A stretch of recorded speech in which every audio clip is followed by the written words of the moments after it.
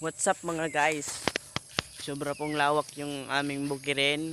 Dito na po kami humahanap ng igatong.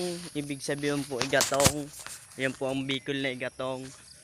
Marami po ritong bayabas. Kasi ibig sabihin po dito bayawas. Maling daw po yan o.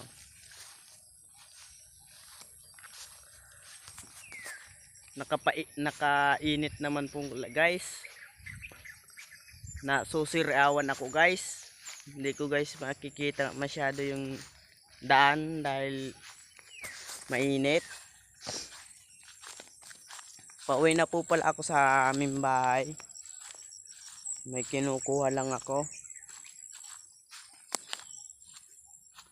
Ang init masyado guys. Hindi ko matiis.